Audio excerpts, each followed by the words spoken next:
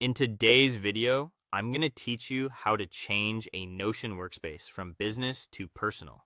If you have a Notion workspace that was originally set up for a team, but you now want to use it just for yourself, the process is usually straightforward.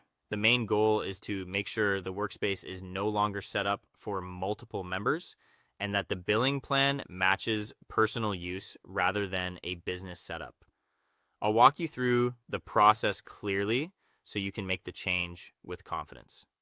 Start by opening the Notion workspace you want to change. This is important if you use more than one workspace because you want to make sure you're editing the correct one before changing any settings. Take a moment to confirm that you're inside the right workspace and not another personal or shared space. Once you're in the correct workspace, go to Settings and Members. This is where Notion keeps the main workspace controls, including account access, membership, and billing details.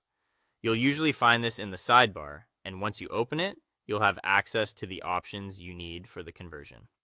Next, review the members in the workspace and remove any extra workspace members if the space is supposed to become personal. This step matters because a personal workspace should only be accessible to you. Before removing anyone, make sure you no longer need them to collaborate inside that workspace, since removing access will prevent them from using the shared content unless it has been moved or shared elsewhere.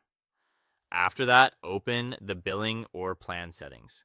This section shows the current subscription level for the workspace and gives you the available plan options. Since business workspaces are often tied to paid team features, this is the place where you'll switch to something more suitable for individual use. From there, choose the personal or free plan option if it's available.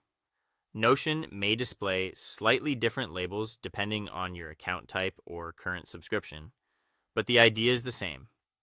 Select the option that matches a single user workspace rather than a team plan. Read the plan details carefully so you understand any feature limits before making the change. Once you've selected the new plan, confirm the plan or workspace change. Notion may ask you to review the downgrade, acknowledge changes to features, or verify the update before it takes effect. Go through that confirmation carefully so there are no surprises. Finally, check that only your personal account has access. This last review helps make sure the workspace is now truly personal, both in membership and in plan type. Once that's done, your Notion workspace should be set up for personal use.